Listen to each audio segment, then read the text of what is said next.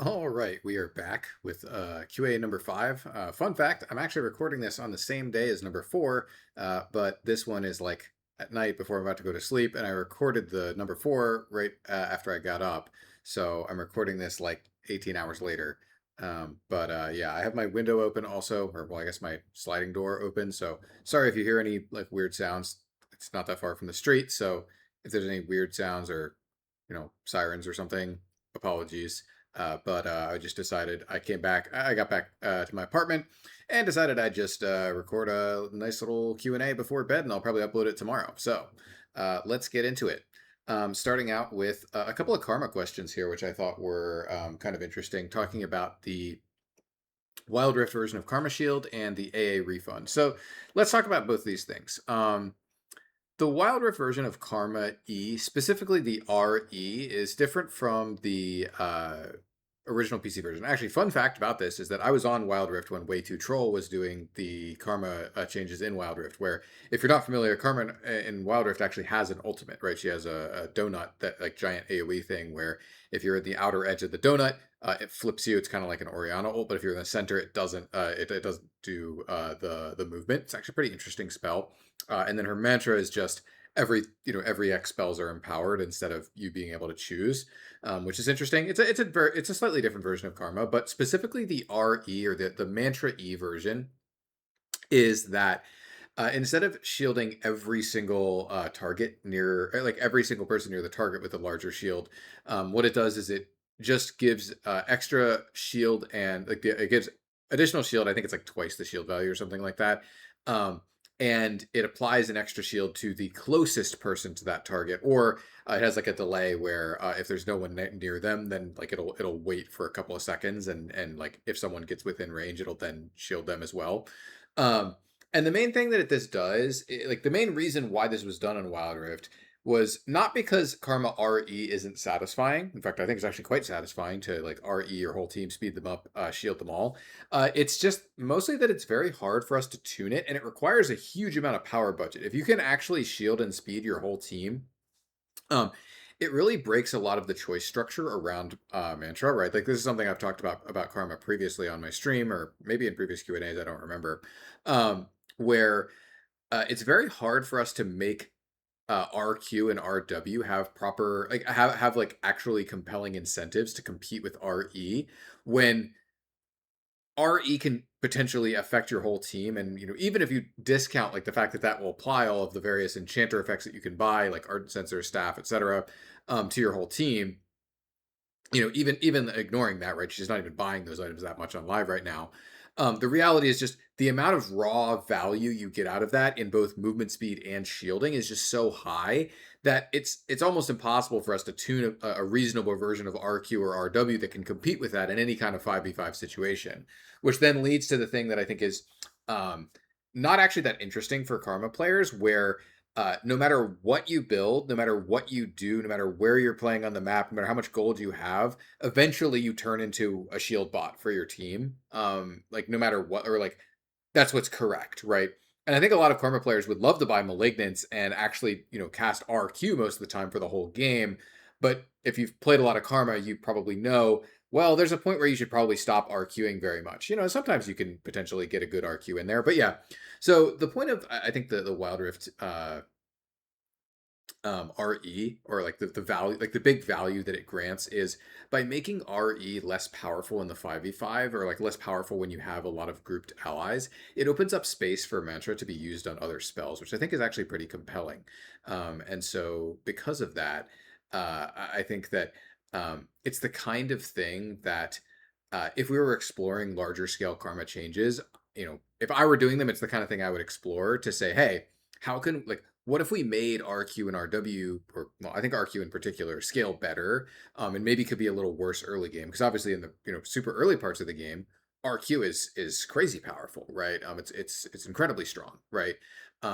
And so how could we make it so that the choice between which spell you mantra is more real throughout the game? To me, is what's most interesting about Karma. I'm not like a huge Karma player, but I think that that's largely aligns with the Karma players that I've spoken with, and like the people that I know that play Karma, um, often wish that there was more of an interesting choice structure around what spell to mantra at different points in the game.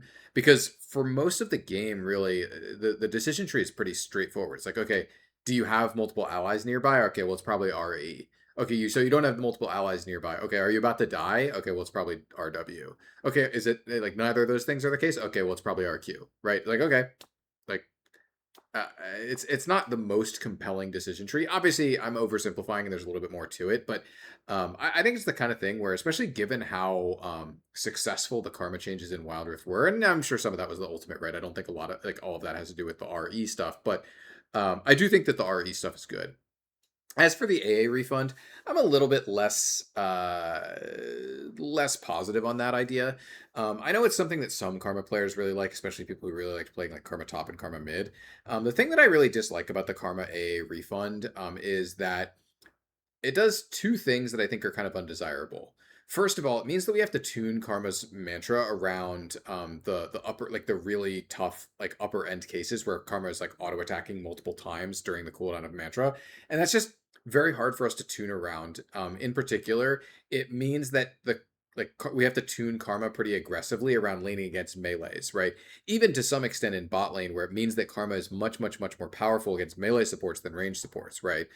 Because you can land your spells against range supports, right? It's obviously harder to get your W on a range support, but you can still get a tick off or whatever, and you can still get your refund from your Q. Um, and the auto attack refund, I think, makes Karma a little bit too sharp against melees in basically every single lane. In particular, it's very powerful top lane where you're very likely to encounter a melee champion, and it's powerful in ways that are, I think, not intuitive and quite frustrating for the other people, like for the other person, like for the person you're laning against. And I think it's generally better for the champion if she has her power a little bit more evenly distributed on matchups, right? If she's not skewed towards laning against melees, whether that's, regardless of which role that is, right? Not specifically talking about, top mid support, whatever. But I think it's generally better for Karma if she's not super skewed towards working well against melees, because her W is already a spell that is extremely anti-melee, right? And so I don't think she needs to double down on that by having a refund auto attack mechanic that's very favorable to, yeah, here's some dumb, melee idiot Braum that I can just auto attack and farm for mantra cooldown. And so I'm not really a super big fan of that mechanic, generally speaking. I think it's the kind of thing where if her W was a different spell or the properties of her W were less anti melee, I could see, like, I can see the idea of like, well, oh, this gives Karma something to do. She could have a longer mantra cooldown, and we could give, this gives her something to do during her downtime instead of just kind of like walking around. It's like there are some upsides, right? I definitely get it, right? Like I understand some of the Karma players who are like, well, if I don't want to build malignance, and especially like in the early parts of the game, it gives me something to do and something to feel good about with my auto attacks. And I generally actually really like when we make pretty much any champion in the game feel good about auto attacking. I think that's a positive. You have an auto attack. If we don't, if we can give you a way to feel good about it, I think that's positive. But in this case, I think because of the mechanics of Karma's W in particular, where she's already a pretty anti melee champion to begin with, I don't think we need to double down on that by giving her like a refund, which was very sharply powerful against melees. But doesn't mean we could never do it. I just think that we'd probably want to make sure that we're not doubling down on a strength that she's already like pretty, I think, overly indexed into.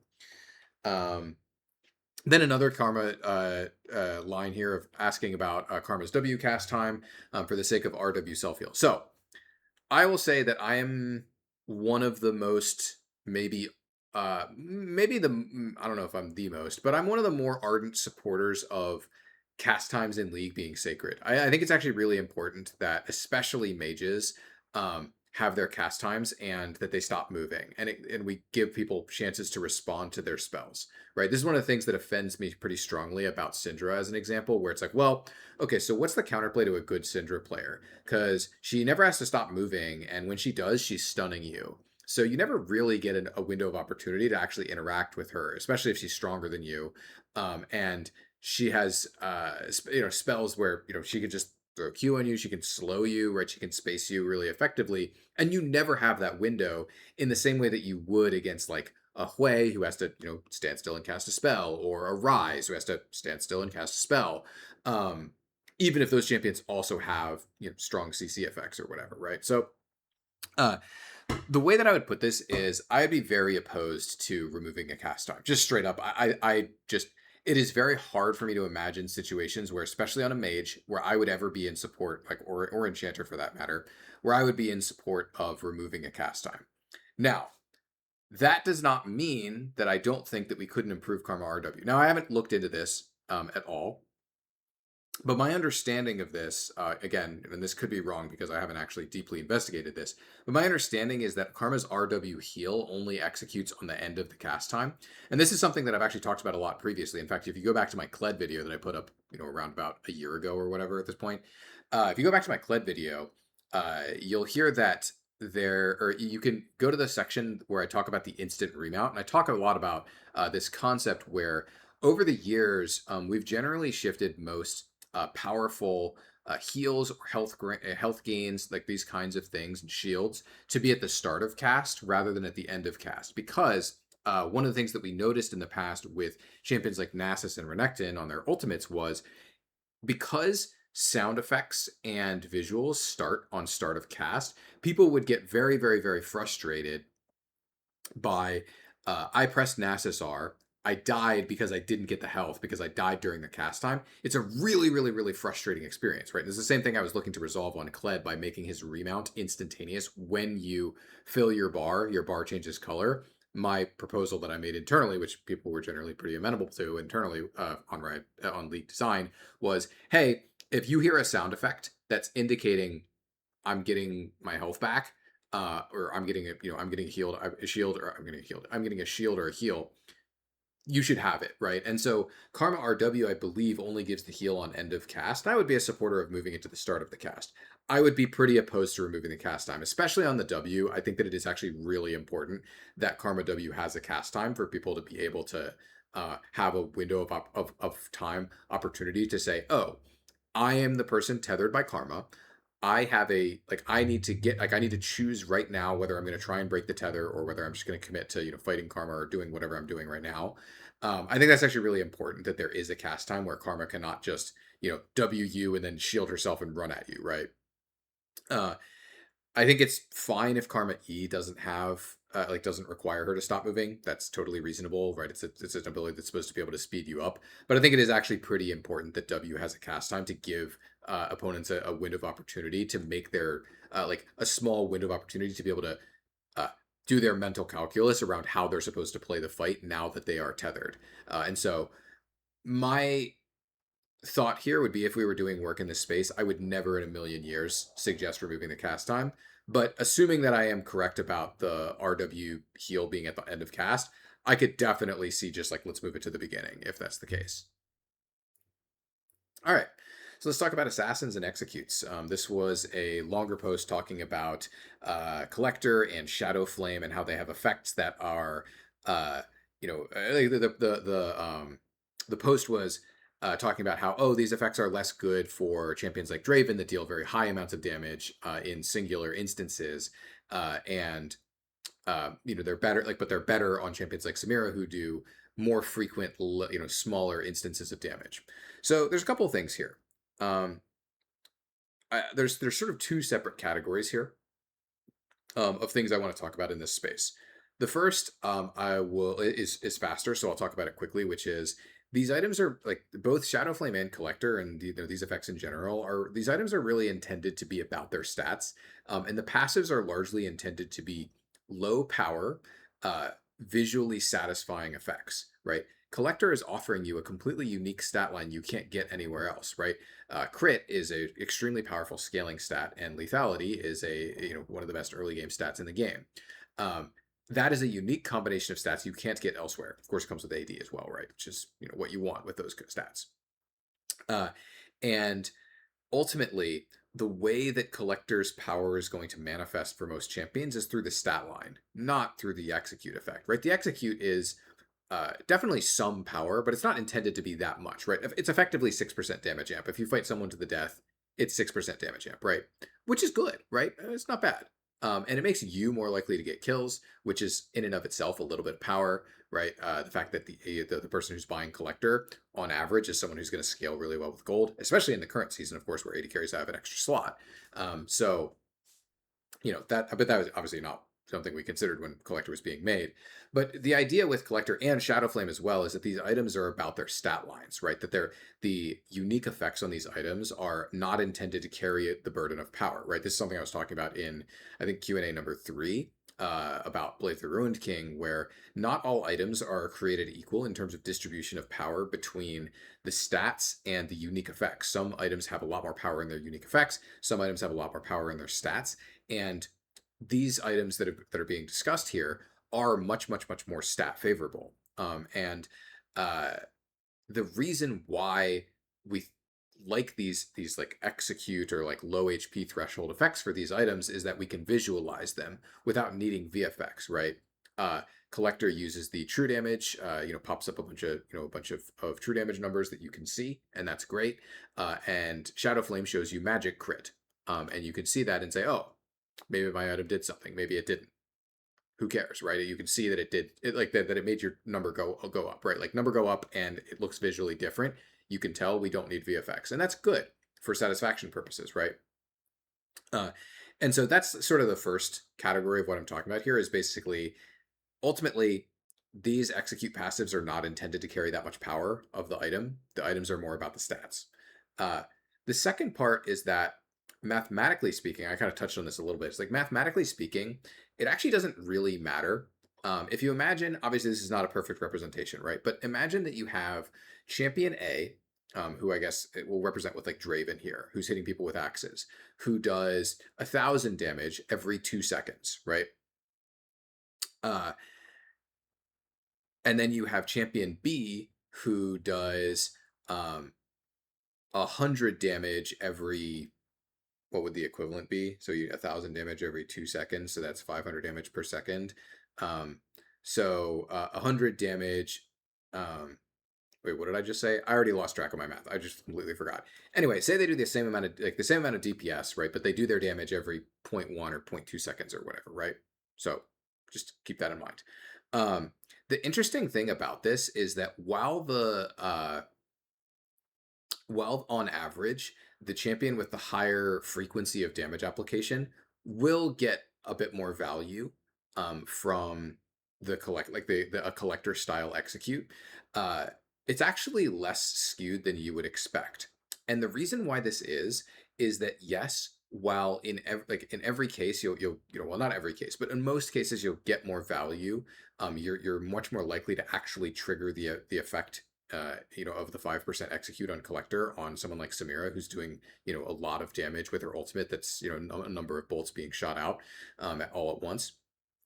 While that is true, the thing with a champion like Draven, who's doing a much higher amount of damage less frequently, is that when it kills someone, like when you hit that execute threshold on a Draven, you're actually saving a lot more time than the Samira is, right? What I mean by this is in the Draven, like assuming there's no one else nearby, which obviously is not always the case, right? But suppose there's no one else nearby, or there's no one else that can reasonably damage your target. On Draven, if you ever do hit that execute threshold, that means that you essentially killed them 2 seconds earlier, right? You gained a lot more value than the Samira, who would have killed that target, 0.5 seconds later, right? Where when you do trigger it on Draven, or insert your favorite champion that deals very high amounts of damage infrequently. When you do hit that trigger, that threshold, which will be less frequent, you actually do get more value out of it than the Samira equivalent, right? The more frequent damager, because your damage is less frequent, and therefore you are leaving the target, like you are leaving the target alive for less time whenever you trigger, right? You're getting more relative value out of that damage thresholding. Ultimately, the answer I have to give you here is just like the passives just don't matter that much, right? On these items, they are some power, but that's not what these items are actually about. And mathematically speaking, the passives are factually good, right? Like the execute passive is good on Draven, right? I like that. That's just true. And so because of that, uh, even though it might be a little worse on Draven than it is on Samira. That's true of pretty much every item has some minor differences in users, right? Jax is better at using Trinity Force than Wukong. Um, that's true, right? Partially because Wukong locks himself out of Trinity Forcing when he ults. It is what it is, right? Wukong's still a great Trinity Force user, right? But uh, just because you're slightly worse at using an item than someone doesn't mean it's not even your best item, right? Like, I'm not specifically speaking to Collector on this, right? Or Shadow Flame on anyone specifically, right? But basically, what I'm trying to get at here is that uh, small differences in how you use a unique passive, I think people can often get caught up on this and say, "Oh my God, I'm not the best user of this item. I shouldn't even buy it." Right? And it's just not the case, right? You ultimately, what items are best for you are about what options that you have available relative to the other options, right? It really has nothing to do with how well other champions use items, right? What items are good on your champion have far more to do, well, actually, really, they only have to do with how your champion interacts with those items and the relative balance state of those items.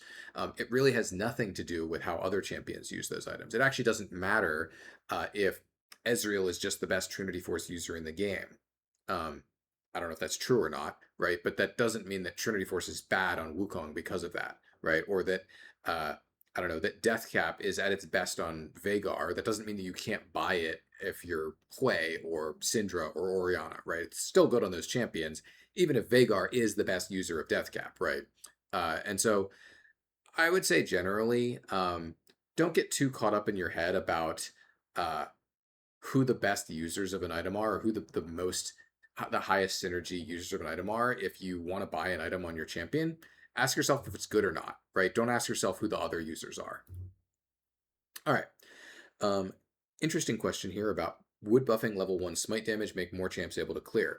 I don't remember if I was talking about this on stream or in one of my previous Q&As, but I was previously talking about how making junglers have unlimited mana essentially brought up the weak, like a lot of these weaker or less reliable, less consistent junglers to enable them to compete with junglers that, the actual top tier, like functional junglers that don't have mana or don't really need mana, right? This is champions like Lee Sin, champions like Jarvan, etc. And by raising the floor on mana, making it so that mana is not a real consideration for junglers most of the time, this enabled us to support a much broader pool of junglers. And the level 1 smite question is interesting, right? Because if you think about it, right, let's take the extreme version of this. Let's just say that your level 1 smite just kills the camp, right? It just instantly kills a camp. Essentially, what you'd be saying, the extreme version here is what happens if all junglers start at level 2, essentially? Consume your smite and get level 2. Does that lead to there being a uh, more champions that can clear? I think the answer to that is probably yes. However, uh, the follow up, the sort of corollary I have for this is that while I think that it's true that we would get more champions to clear, I don't necessarily know if we end up with more viable junglers because, unlike with mana, I'm not confident that all of the champions that have uh, bad level one interactions actually are all universally bad junglers, right? The one that comes to my mind immediately is Rek'Sai, right? Where Rek'Sai, her level 1, honestly, even her level 2 jungle clear, neither of them are very good, right? And so for her, if Rek'Sai could skip to level 2, that would be a big advantage for her. But she's a very strong jungler, right? Her kit is very good for the jungle, or like very functional in the jungle, right? And so I think unlike with mana, it is not necessarily the case that all champions that are significantly disadvantaged at level 1 in the jungle would necessarily be champions that aren't currently great junglers. Now we could nerf Rek'Sai or any other currently powerful junglers if we wanted to do this. And then the question is, okay, well, let's suppose we were willing to do all of that balance follow-up work if we were going to do this, right? What does that mean for junglers? Does this mean that there are more viable junglers? Maybe, right? But one thing I will note that we've really, I think, like pretty definitively proved over the past year or so that we've been doing some of these jungle changes is that clear speed is not enough on its own. Uh, there are a number of things that junglers need to be able to do in order to be functional in a regular League of Legends game, right? And some of the junglers that we buffed have those attributes, right? Look at Malphite, look at Sylas, right? Some of the champions that I think we buffed their jungle mods and they've just been really successful junglers since that point. You can also look at some of the other champions that we buff jungle mods on, like Ornn or Fizz, and say, hey, look, these champions actually have good clears, but they're just bad junglers. They don't have the properties that they need to be functional as junglers. They just don't work there, even if their clear is decent, right? And so uh, just giving some champions that have a bad level one better clear is likely, I think, insufficient for many, like almost any champion. Now, it could be that there's, two or three champions out there that are, with a little bit of help on their first clear, they could become viable. I don't think that that's true, but it could be, right? And if you could tell me who those champions are, it's possible that something like buffing level one smite and making it so that they clear their first camp significantly faster and get to level two, and their level two is, for whatever reason, a significantly better jungle clear. It's possible there are champions out there that would be viable in the jungle under those conditions. But the reason why I suspect that that's probably not true is if those champions existed that really just struggle with the level one, given how powerful the jungle pet is, that's kind of like not that plausible to me. The thing that makes this kind of not that plausible is that there are great junglers who struggle at level one already, and we've given them a lot of help through the jungle item and the jungle pet. And so the level one is rarely lasts that long anyway as it is. So buffing smite damage can't really close that much of a gap for champions, and so while it might do a small bit of assistance for some champions' viability in the jungle, I'm a bit dubious that this would actually make a meaningful difference, even if we did the really extreme version of you smite a camp and it just instantly kills the camp and you get level two. And obviously that's undesirable for other reasons, because then I think a lot of what you would do would probably be you would get level two and then instantly get Kayle, which is not ideal. It would like mess with all the jungle timings and stuff, but that's neither here nor there. Essentially, my ultimate answer, if I were summing it up, is maybe probably it would be a slight improvement for a few champions, but I don't think that it would really help bring more more junglers into viability. All right, another jungle question: can Kayle jungle be a thing? This is one of the jungle champions I think it is pretty unlikely we would ever intentionally try to support. uh, there are certain champions that are hyper carries. There are different tiers of hyper carry, and what I mean by this is we typically internally look at this by win rate curve. And what I mean by that is how much win rate does this champion gain over game time, right? So Kayle, for example, I think on live, she currently gains about 10% over game time. She's in the past been as high as 12%, depending on which version you're talking about. But I believe on live, she's right now about close to 10%, right? So basically, the longer the game goes, the more win rate Kayle gains, right? She just keeps gaining win rate, and she plateaus, I believe, at some point, but she has an extremely high late game win rate, and if the game ends early, she's unlikely to win, right? She gains an enormous amount of win rate over time. Kassadin is similar, though less extreme. And Gwen is another example of a champion that is similar but less extreme. I believe Kassadin and Gwen are closer to like 7 or 8% right now, but I haven't looked at this season's data, so that's like last season's data. It could be different now. Anyway, point I'm getting at is these champions that have very, very, very sharp power curves where they become extremely powerful at some level or item threshold, right? This is like Kayle hits level 16 and she's insanely powerful. Kassadin hits level 16 with 2 or 3 items. He's insanely powerful, right? Same thing with Gwen. One of the things that we believe is important about these champions in the current game is that they can be shut down in lane. And junglers just simply don't have the same level of counterplay available to their early games, right? This is one of the reasons why, as an example, I actually believe that we should have made Eve a mid laner when we did her VGU. Now, to be clear, for the Evelynn players out there, don't get scared. I'm not proposing that we try to put her into mid now. But when we were doing the VGU internally, I argued she should be a mid laner because she, like the intended counterplay, is mostly accessible pre-6, and once she hits 6, she's kind of cruising. She can just like run around the map in stealth, and obviously there's things you can do, right? You can ward her camps, you can have pinks. There are some counterplay, but I actually felt like the counterplay around Evelynn was a little bit better, and we'll actually talk about this when we get to Quinn jungle as well. Was a bit better when she has to show herself in a lane in order to get income. I guess I've kind of strayed a little bit from my point. The point I'm making is basically that junglers don't have the same level of early game counterplay and ability for them to be shut down in the early game that laners have, right?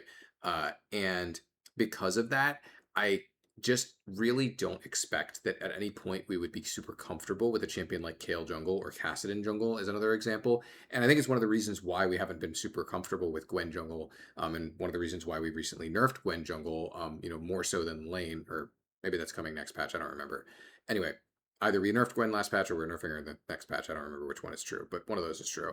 Uh, Hard for me to keep up with which patch it is. Sorry, since we're like ahead of time internally. Anyway, uh, point I'm getting at is that these hyper scaling champions, we believe, generally lack the proper counterplay when they're in the jungle, because the jungle allows them to coast and get a relatively difficult to contest pass to their level 6, right? And a lot these champions are largely constructed such that when they hit level 6, they tend to be pretty functional and stable and able to start doing stuff. And so a lot of the think of if you've been playing a lot of games this season as an example, you've probably seen a good number of Kayle. She's gotten a lot more popular this season with the increased XP in top lane. You've probably seen a lot of successful Kayles, but you've probably also seen some Kayles that were died once or twice in lane and fell behind, and even if they ever hit 16 in that game, they just weren't useful. And it's important to the structure of those types of champions that they can fall behind in lane, and that is a regular experience that can happen to them, as them getting shut down and put very far behind to the point where the fact that they outscale everyone is not necessarily that going to be that impactful, because they're just so far behind the pacing of the game. And because that counterplay isn't really accessible if they're junglers, that is why I'd sort of conclude I don't think that we'd be super likely to make Kayle jungle actually functional in the future. But, nothing's impossible. All right, is there any chance Yone Pentakill animation comes back? So for those of you not familiar with this, this was something that was on the PB for I'm not sure how long, but it was on the PB briefly, so people saw it. Where if Yone got a Pentakill, essentially he would do a bunch of cool animations. He would pull everyone's camera, force everyone to look at him. It was very reminiscent, I think, of the TFT kill animations. If you're familiar with those on some of their little legends in TFT, they have the little legend. Your little legend does some like crazy animations. Pulls out scissors or whatever, or pulls out a laser or a rocket or something, and like shoots the enemy tactician. Sorry about that. But it kind of reminds me of those. And of course, the Yone Pentakill thing actually predates those things, I think. Actually, maybe it doesn't, now that I think about it. I'm not sure if that's true. I think it predates the kill animations on Little Legends, but now that I think about it, I'm not 100% sure that's true. Anyway, regardless, it reminds me a lot of that. And I think there are a couple things going on here. One thing I will say is that I would assume that the skins team has probably considered this. And oh, sorry if you heard that noise. That's just someone inviting me to a game of League of Legends because I have the League client open. But I will not be accepting. I'm going to continue doing this video. Anyway, so first of all, I'd assume that Pi, the skins team, has already put a lot of thought into this, and they have decided to go with. There are some skins that have pentakill animations, but they don't like lock everyone's camera and like play a super special animation.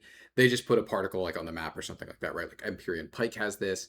I think Winterblessed Diana has it. I'm sure there's other skins that have these pentakill effects. Oh, Soulfighter Samira, I believe, has one as well. But I can't necessarily say why they chose that, but I suspect one of the things that they made a conclusion on was in order to do that like effectively, in order to make that animation make sense in League, they would have to literally pause the game, right? If they're going to control everyone's camera and make Yone play a crazy animation, or any champion play a crazy animation, they're going to have to pause the game, because obviously you've got a pentakill, you're going to want to probably like push and try to end afterwards, and we wouldn't want to make it so that actually playing the skin is a disadvantage. If you get a pentakill, you can't push and end the game afterwards, right? Because we played a 15-second animation or whatever, right? So we have to pause the game, and I suspect the conclusion to that was this would be too disruptive if when a champion gets a pentakill, we have to pause the game for 20 seconds or 15 seconds or whatever to play out this animation and force lock everyone's camera onto it. I suspect that the conclusion that they made was actually it's 90% as cool to have a particle fill the whole map, like with Empyrean Pike or Winter Blossom Diana or whatever. Or is it Winter? What's the name of that skin for Diana? I don't think it's Winter Blossom, is it? Let me check. I don't really know why I'm doing this. I'm tapping out to my League client, but Winter Blessing? Let's see, show Diana.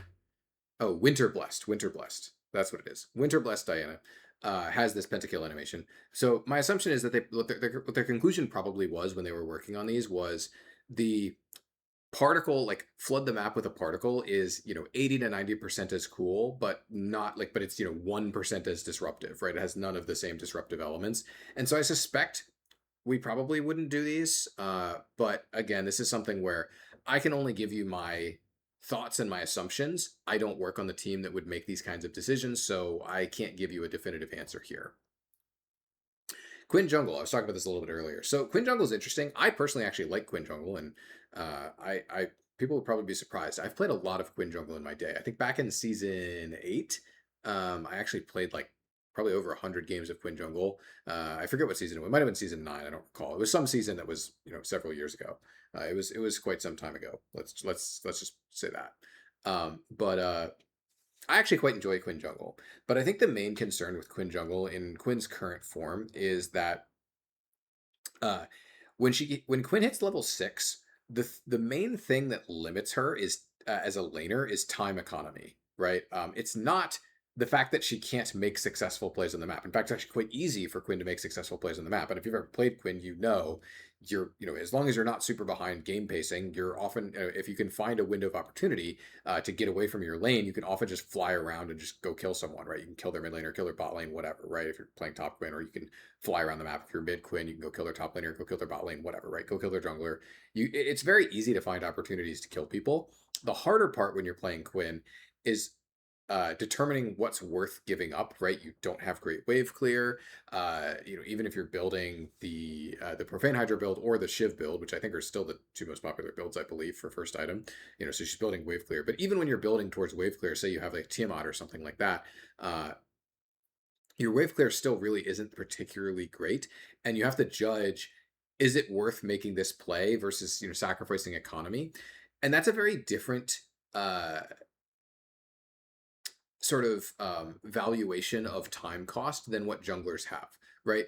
Junglers choose to farm camps or not, and it's very different from the way that laners are giving up experience and gold relative to their opponent when they choose to uh, move away from their lane. Partially this is because of smite, right? The fact is, smite means that every so often, right, and whenever your smite cooldown's up, you get to not instantly kill, but very quickly do a camp at very high levels of efficiency. And the way that jungle treats stack up and reward you for clearing a camp occasionally means that junglers that farm occasionally are much, much, much more effective than laners that spend a lot of time out of their lane, right? Laners give up a lot more to do that. And so the danger of something like Quinn Jungle is that then we would have to tune her ultimate around the jungle. We'd have to make her ultimate a lot worse, especially I think the rank 6 version, or the level 6 version, the rank 1 version would be cool if it had 6 ranks, to be honest. But uh, in particular, that we would have to uh, tune her rank 1 ultimate around being a jungler, where you have much, much, much more freedom of movement and much more freedom of time. Your time economy is much less taxed in the jungle for looking for plays on side lane with the turbo speed R. And this is the kind of thing where I think that the older version of Quinn, like the pre-taxi version of Quinn, actually could have been a really awesome jungler. As an example, because when you press R on that version of Quinn, you're committing a real cooldown. The problem with the current one is that because there's no cooldown on it, there's nothing to tax the jungler for repeatedly making the same play, right? If you've played a lot of Quinn, you're probably familiar with, hey, if you can find a window of opportunity to just keep ganking someone over and over and over again, there's not really much that they can do to stop you from doing that. The main thing that limits your ability to keep killing people repeatedly on Quinn is your personal golden experience. When you fall behind on Quinn, you become very useless, and you don't do anything, and you have to keep up in farm and gold with your lane opponent, right? You can't give up too many waves. And junglers don't have the same tax on their time that laners do. And because of that, Quinn Ultimate is just a very dangerous spell for a jungler. None of this is to say that we couldn't do it, right? Like, as I said, I personally love playing Quinn Jungle, and I'd be a big supporter if we did. But I do want to recognize that there are some significant risks around the way that her ultimate's power would manifest as a jungler. And I think that the end result of Quinn being a functional jungler with a good clear is probably that her rank 1 ultimate would need to be nerfed, and would need to be a lot less effective, which would then probably make lane Quinn a lot less fun. And so I don't think that that's a good end result for Quinn if we tried to make her a good jungler. That's my suspicion, right? But it's not like we've, tested this out fully and like have a really strong understanding of exactly what it would look like. This is just my suspicions. Um, this one I'm going to talk about just very briefly. I'm going to move past this very quickly. Lethal tempo being able to uncap your attack speed again. I've talked a lot about the attack speed cap there. I think there's a quack short about it. I think I've talked about it in a previous Q&A, or attack speed cap specifically. I don't remember if I said that or not. My general line of thinking about this is that I don't think the current lethal tempo really needs it, right? We raised the attack speed cap to 3. The current lethal tempo doesn't give you that much attack speed. I don't really see this as being super necessary in the current game. And if we do end up in a place where we do think that we need a source of 30% AS or whatever to have uncapping of your attack speed, I think we should probably reconsider how much attack speed we're giving in various different systems, right? This is something I've talked about a lot over time, but it's just I think we have too much attack speed across the board in our systems, and it has led to not only a degradation of the Zeal item structure and the 80 carry item structure in general, but I think it's also led to a degradation of the frequency of attacks scaling over game time, because 80 carries not only have just so much AS per level on average now, but they also a lot of them have alacrity, so they're getting additional essentially AS per time, right, as you stack your alacrity, and they often have lethal tempo, and so uh, 80 carries not only just get way more attack speed today than they used to, which I don't necessarily think is right, um, but they do so at a very even pacing over the game, and so it becomes it's not spiky, which makes it hard for people to notice and feel their attack speed spikes, which I generally just don't like. Like I said, I'm not going to spend too much time on this, but I'm not really a huge fan of this. Like my thought is, if we think that this is actually necessary for lethal tempo to uncap your attack speed, that really just suggests to me we have too much attack speed in the game, which I think is true. All right. So this is Sunfire versus Hollow Radiance. This is something that's been it was a very hot topic of discussion on my Discord, which was interesting. I didn't read through the whole thing, but some people definitely have some differing opinions, which were interesting to read. But let me give you my readout, and I will in the future refer people back to this Q&A because this is a topic that comes up a lot. So when I made Hollow Radiance, the thought process I had was, at the time, Sunfire had the ramping damage effect on it. And my thought process was, okay, that's good in PvP. I am going to make Hollow Radiance a PvE item. And that makes sense to me because a lot of the magic damage matchups that you're likely to encounter as a top laner, right? I was making this primarily for top laners, are low interaction matchups where you don't even really have the ability to interact with your opponent for long periods of time, which would make Sunfire good, right? A lot of the magic damage matchups I was thinking about at the time were champions like Kennen or champions like Gwen or champions like Rumble, where long trading as a tank was just not something that was going to be effective or possible, right? In the case of Kennen. And so I thought making a PvE focused immolate item made a lot of sense at the time. And looking back, I think that logic holds up. I think it made a lot of sense. The reason why Sunfire had the ramping damage removed was that in 1419, the live pod was going through and they were given a directive to simplify and nerf all of the items, which they did. And what they did was pretty effective, right? It did do both those things. Their perspective at the time was, hey, Sunfire used to be a totally fine item back in the day when it just had the burn. And today it even has a bonus health ratio, which it didn't have, right? People were super happy with Sunfire for a lot of years.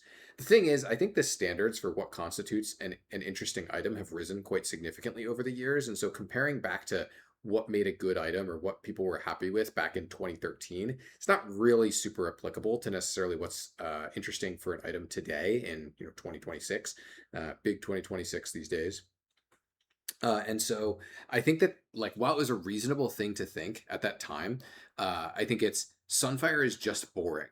And I think it still makes sense structurally for Sunfire to be better at PvP than Hollow Radiance. Now, for people who are wondering, I've seen this suggested a few times here and there of like, why not just give Sunfire Hollow Radiance's effect? Well, we don't actually want the items to be the same, for one. And that's something I've talked about, in fact, in my previous Q&A. Actually, that was up here with this question, if you look at that in number 4. But ultimately, we don't want the items to be the same. That's one big sticking point, which I won't get into.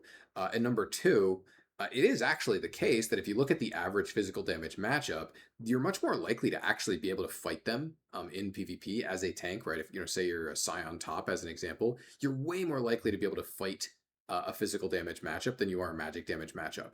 Either because the magic damage matchups are just worse matchups on average, which they are, or because the magic damage laners are less interactive, which they also are, right? Champions like Kennen are magic damage, right? And interacting with him is pretty hard as a melee champion, right? So anyway, uh, I am personally in support of. I think we should add a line to Sunfire to something to give it more interest in PvP. It could be the ramp. I'm personally not like a huge ramp fan enjoyer or like ramping immolate enjoyer. I think it's okay. It's not super noticeable. It's something. It's some text that feels like, intellectually satisfying at least. I think there's probably other cooler things we could do for Sunfire. And to be honest with you, it was on my list of things that I wanted to look at for season 16 or for this current season, but it just didn't quite make it, right? I have a limited amount of time. I can only address so many things per time, and I didn't quite make it to looking at Sunfire. But I did interest up a lot of the other items that I think were sort of oversimplified into being just flat, boring items in the 1419 update, right? This is items like Essence Reaver. This is items like Horizon Focus, right, where I either reverted them to previous versions or spiced them up a little bit in order to make them more interesting. Or both, I guess, sort of in the case of like Essence Reaver, which is not quite the same as it was before. And so I would expect at some point we'll probably try to interest up Sunfire a bit. Uh, and to be clear, something I've talked about a lot on stream, I actually forgot to mention this till this point. Factually, Sunfire is not a bad item. It's boring, and I don't think it feels good, but it's not bad, right? It is functional, right? It is factually a respectable item. You can buy it and you can win games, right? It wins a reasonable number of games when you buy it, right? But it's not bad. And so like I suspect that what we would probably want to do is work the stats or the cost a little bit and work an extra effect in there and have it be something that's interesting and satisfying. And I think the item would be a lot more fun to purchase and think about and all that. All right, why were blue pots removed? So, two big reasons. Number one, it was very hard to tune mana when blue pots were in the game because, okay, we nerfed your mana, and actually, what that does for you is it doesn't mean that you cast your spell less. It actually means that you have fewer health potions because you buy mana pots instead. Or, oh, we tried to limit a mana cost after first base. Oh, well, you just don't buy quite as good of a first buyer. You have to stay out on the map for a little bit longer in your first before your first base or whatever because you just need to buy a couple mana potions. It made tuning mana very, very difficult and inaccessible, where we couldn't actually limit champions' mana in lane. By the way, we have a similar problem today with Mana Flow Band, though it's less bad because Mana Flow Band takes a while to turn on, and it requires you to interact with your opponent, so it's much less bad, I think, than Blue Pots. But it is still the case that I think Mana Flow Band does cause this problem, just to a lesser degree. And it causes it later in the game, which is less problematic. But I think the biggest reason was just difficulty of tuning champion mana. Secondarily, it's just another consumable, and it often led to a lot of confusion for players around how many of these they were supposed to buy and like how they were supposed to determine whether they were supposed to buy this versus a health potion on mana champions. It basically introduced another extra dimension of potential confusion for players, especially newer players, where they're playing Anivia, for example, and they have enough gold to buy 3 potions at level 1. How are they supposed to understand how many health potions and how many mana potions they're supposed to buy? It's very difficult to inform them of that, and it's very hard for them to learn that skill. It's not to say that we can't have things that are hard to learn or unintuitive in the game, but in general, it's usually better if skill tests can be something that is intuitive or something that a newer player can figure out or at least understand how they would begin to figure out what they're supposed to do.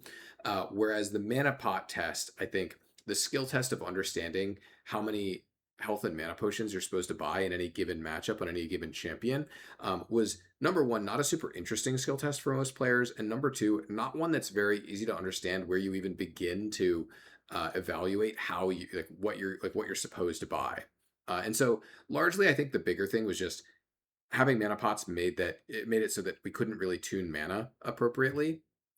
But also, it's just not a skill test that many players found to be interesting or fun to interact with. and simultaneously one that was very confusing for newer players and less experienced players. All right. If Flat Armor Pen was renamed to Lethality to prevent confusion, when will Magic Pen be renamed? I actually think we could and maybe even should rename Magic Pen, but I will point out that Magic Pen is less problematic because there's not an entire system of items built around Magic, like Flat Magic Pen, right? Part of the reason why it was important to rename Armor Penetration is that we have an entire item system based around this stat, right? You don't see AP assassins buying, 4 or 5 magic penetration items, right? Because, well, that there aren't that many magic pen items, right? We don't have a whole item system based around this, and so it's less important that players have a deep understanding or a general understanding even of how the stat works, or what the stat is for, right? Another thing that I think is tough about magic pen is that the AP system is a lot more, what's a good word for this? It is a lot less differentiated than the AD system, right? And so, because of that, where there are a lot more items that are shared amongst the various different AP subclasses than there are in the AD system, right? The AD system is more differentiated where, hey, assassins buy these lethality items, fighters buy these items with AD and HP on them, AD carries buy these items with crit attack speed on them, right? Or on hits, right? And it's like these item systems in the AD's set are much better differentiated between the classes and the both the superclasses and the subclasses. Whereas the AP system is much, much, much more shared, right? And so because of that, one of the things that's actually nice about just calling it Magic Pen is it's easy to understand. You would want Magic Pen on a mage and an assassin, and maybe even on on a fighter from time to time if they're an AP fighter, right? Like a Gwen or something, right? Yeah, you could see why Magic Pen would be good on Gwen, right? Um, because the system is more cohesive, it is a stat that is factually applicable to a larger breadth of champions in the AP system because the AP system doesn't have as many stat differentiations, right? Whereas lethality or flat armor penetration is actually not that good on very many fighters, as an example. It is good on some factually, right? Like Aatrox, for example. But it's not as broadly applicable as Magic Pen is in the AP system, just because their items are less differentiated. All of this having been said, I think we could still rename it. It's just the question is the juice worth the squeeze, right? Like, is it worth the cost of making people relearn this thing? And we have just not decided to sort of take the shot on that. All right. Why are tenacity and slow resistance two separate stats? This is kind of an interesting question, I thought, because uh, ultimately, like, this is one of those things where I don't know what they were thinking when they did this in the ye olden days of League of Legends. I can give you some guesses. I can give you my supposition, and I can tell you why I think this is actually still good and holds up today. Which is that these are different stats we can offer you that do slightly different things, right? Now, yes, they are both CC mitigation, but they're different kinds of CC mitigation. And I think it's actually interesting that we have a small number of sources of slow resistance that can do some really positive things in some cases, right? Now, I want to be clear before I say this that I'm not saying that this rune is good, uh, or condoning the function of this rune, but I think Phase Rush is a really good example of why it's good to have the stat differentiation, because Phase Rush giving you slow resistance makes it so that the movement speed works, right? It works the way that you would expect it to work, even if you are slowed, right? It does the thing. It gives you movement speed and makes sure that you get to keep a lot of that movement speed, even if you're slowed. If you get stunned, you know what? You're stunned, right? It is what it is. But you get to actually move when you Phase Rush, right? Because it has a lot of slow resistance on it. And I think that's a really good use case for it, right? Same thing with, say, like getting Swifties, right? You get to move, right? And that's why I put slow resistance on Dead Man's Plate as well, right? Where, hey, this item is there to let you move around. It should, enable you to do that. But I think Phase Rush is the best example of, it would be really messed up if Phase Rush gave you tenacity, if tenacity was just tenacity plus slow resistance rolled into one stat and slightly less powerful, right? That doesn't actually help Phase Rush do the thing that it's supposed to do, which is let you move around. It just means that Phase Rush is then a generalist counter to CC, which is really not desirable, right? We don't want it to give you tenacity. We don't want it to make you better at resisting stuns, but it being better at resisting slows makes a lot of sense. The whole point of the rune is that you can activate it and then zoom around, right? Now, Again, I'm not saying it's in a particularly great state. I do think that it's kind of wrong that we let it be as powerful as it is on range champions right now, for example. And it's probably doing it is the gameplay is not, obviously not great when like Gragas takes it, for example. But I think that the slow resistance on it makes the rune do what it's supposed to do.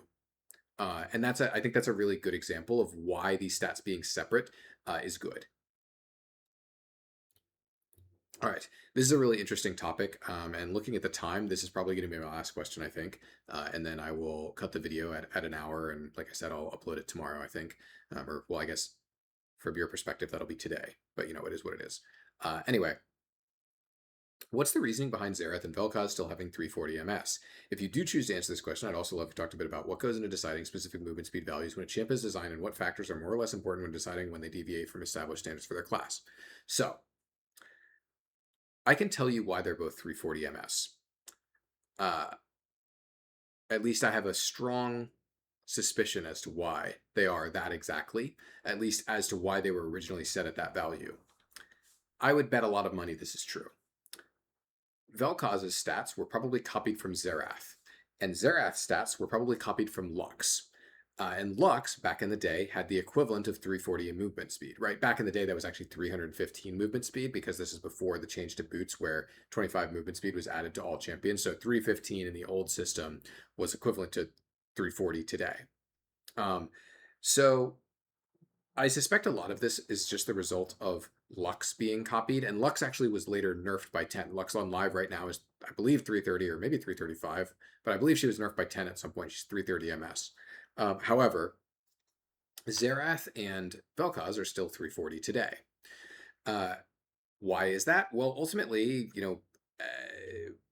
they aren't really causing problems being 340, right? Like, it's not like people are, having severe problems catching up to the Vel'Koz when they're running away, when as Jax, when the Vel'Kozes are running away, right? For what it's worth, some things like this ultimately just come down to, well, maybe the gameplay isn't perfect, but is it actually causing problems? And the answer is like, no, these champions being, faster than most ranged champions are really isn't causing any problems. Therefore, is it really worth thinking about? One thing I will note about these champions in particular is something that I've been an advocate for a while is I actually kind of think we should take their MS and give that power to them elsewhere because I think it would make them relatively better in mid if we want to do that. Because having high base MS tends to be support favorable because supports base more frequently, supports roam between lanes more frequently. So having that MS is more useful for them, but that's neither here nor there. The more interesting part of this question to me is talking about specific movement speed values when champions are designed and sort of talk about this. So let me tell you my framework, like what I think about when I think about champion base MS. And to be clear, this is just how I think about it, not necessarily saying this is how like champion designers think about it, but this is how I think about it. I think about two specific axes on which I judge how a champion uses movement speed. These are out of combat and in combat, right? And I'm going to give you some examples of how I judge different champions differently on these axes because I think it's actually really important to consider when you're thinking about a champion's base MS, right? So let's think about a champion like Alawi. She doesn't use either type of MS very well, right? Because out of combat, she isn't very good at ganking people. She doesn't really want a team fight. She just wants to barrel down a lane. So out of combat movement speed, not very good on her, right? In combat movement speed also isn't very good on her because she spends a large percentage of her time in combat locked in animations. She's not very good at chasing people.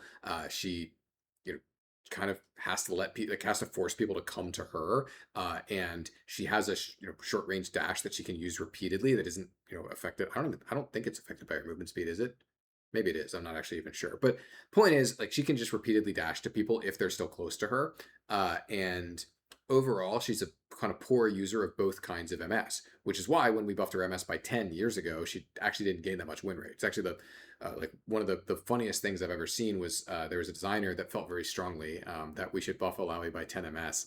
And a lot of people, immediately knee-jerk reacted like, well, we can't give her 10 MS. That's crazy. And it's like, well, he makes his argument, well, she's so bad at using MS, we should just give her more because it'll help her out, for whatever the problem with her was at that time. I don't remember. And it did play out pretty much exactly the way that designer who proposed that change predicted, which was, yeah, it really wasn't that much win rate, but it was good for her pattern that we gave her 10 MS. Anyway, I'm getting sidetracked.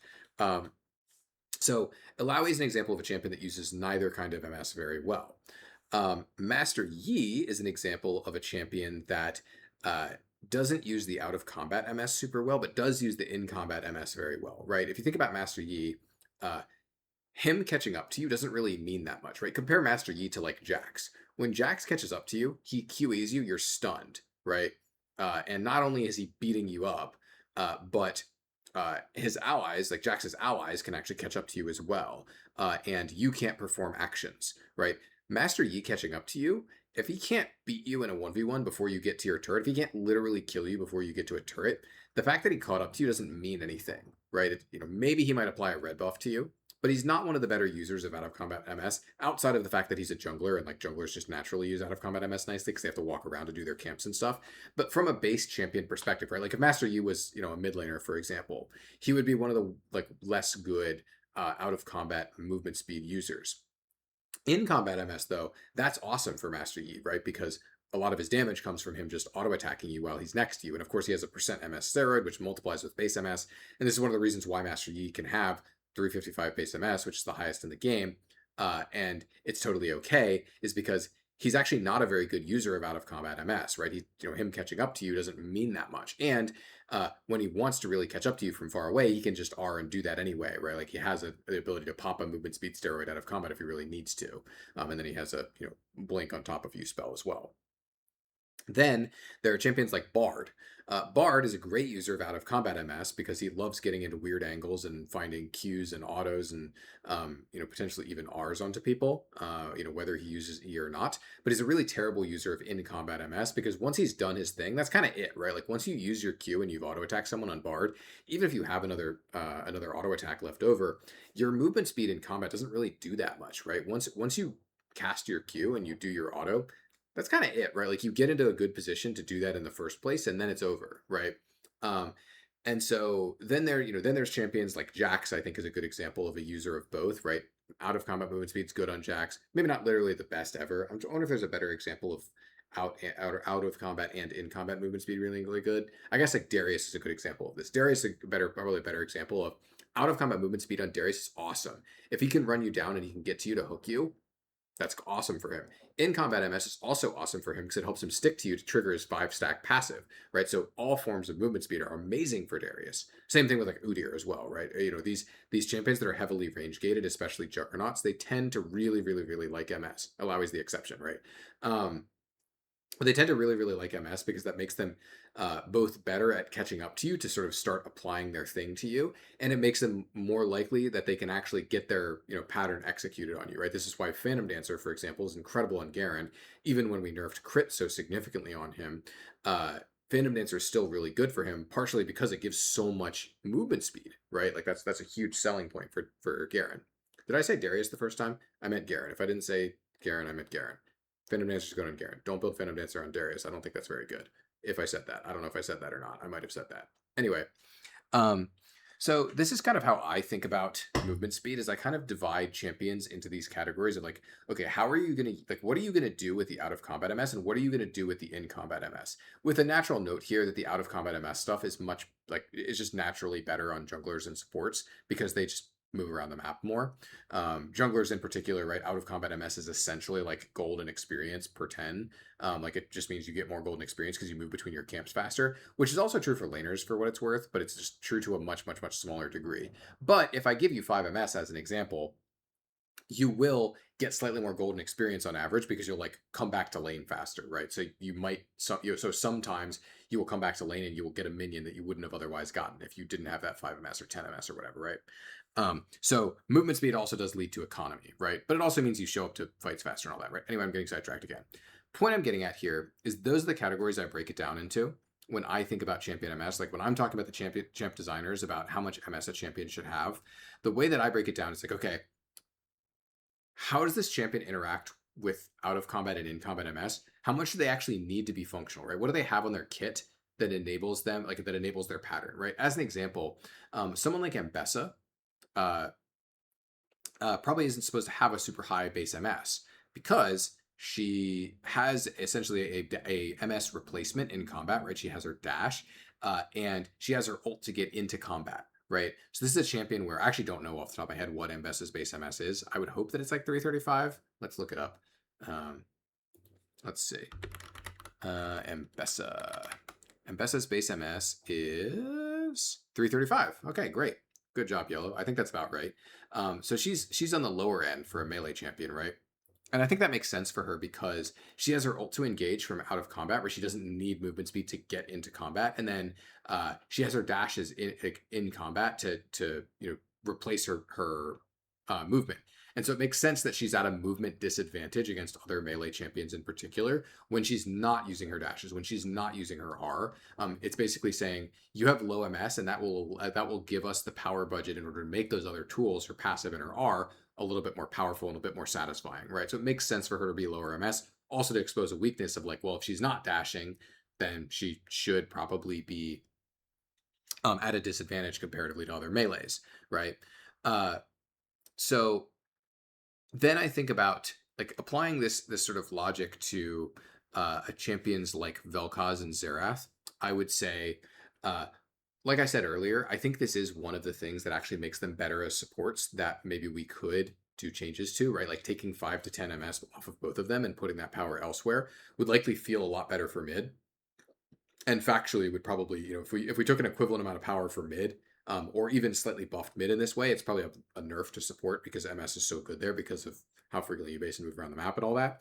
But ultimately, uh, deviation is ultimately decided by typically champion designers start with, I am going to copy whatever I think the most appropriate, most similar champions base stats are, and then we'll work from there, right? You might notice that there's a lot of champions that have base stats, or at least when they released, they have base stats that were similar to Ari's base stats, right? Ari is a very common one where you're making like a mage. Okay, I'm going to copy Ari's base stats. Oh, I'm making some kind of assassin. Okay, I'm going to copy like Echo's base stats or something, right? Like that's very common.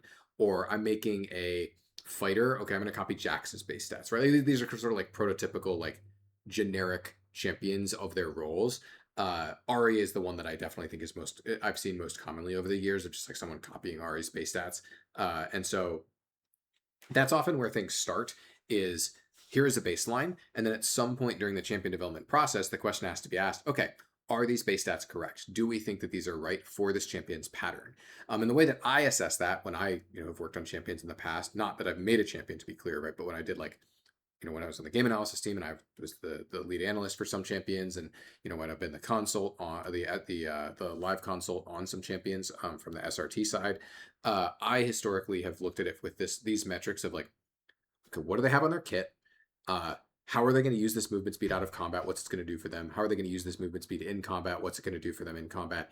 Do I think they should be privileged over other champions in their class? Do I think they should be equal to other champions in their class? Do I think they should be disadvantaged compared to other champions in their class? Something interesting that I don't know if anyone knows, I don't know if this has ever been talked about publicly, but we actually tested Hui as an example at 320 movement speed, which would be the lowest in the game. Currently, the lowest in the game is 325.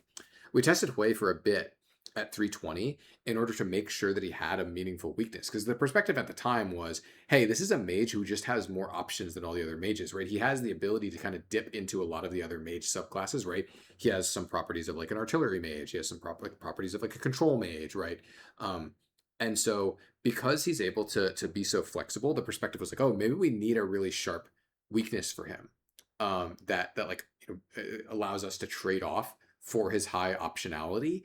And the trade-off is, well, he's pretty safe, right? EQ is a really, really good tool for keeping people off of him. He also has WQ, which also is good for staying away from people. He's good at playing keep away, and he has a lot of optionality. But we ended up concluding that actually he doesn't need that disadvantage. I think did we ship him at 330 or did we buff him to 330? I think he ended up being 330.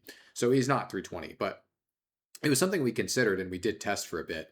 And I think that that's something that's not unreasonable, right? If we came up with the right kit in the future, I could definitely see us making a 320 at some point if we give them a lot of tools that mean that we think they're really, really, really good at keeping people away, and we want to make sure that if you do get to them, that that this champion is not going to be able to walk away very easily from that.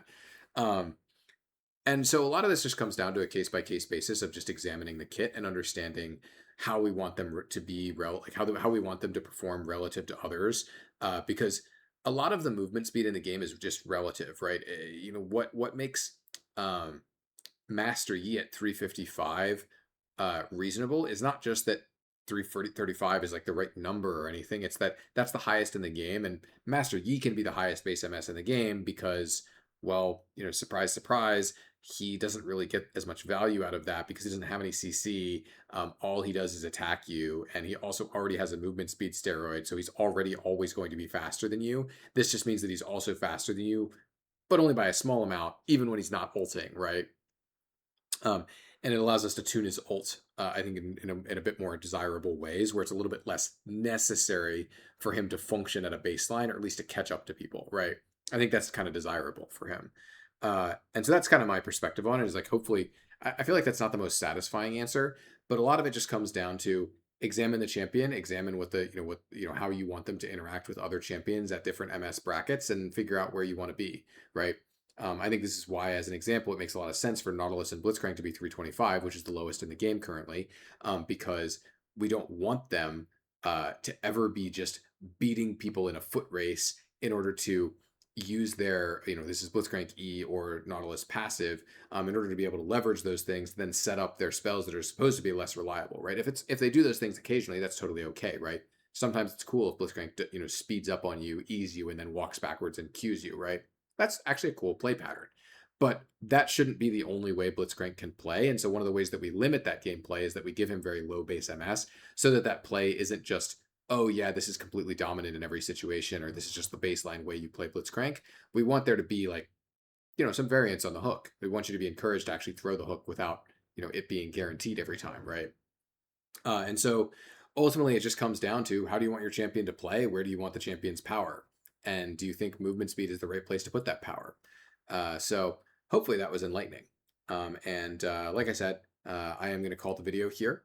And since we are over an hour at this point, and yeah, I'll upload this. Well, I'm going to go to sleep now, and then I'll cut the recording and upload this tomorrow, or again today for you. And hopefully people enjoy. So thanks for watching. I've got some more questions, and to be honest, we'll see. Maybe I'll make number 6 tomorrow if I get some more questions in Discord or in DMs. I haven't looked at my DMs yet, so we'll see how that goes. But yeah, thanks for watching, and catch you next time.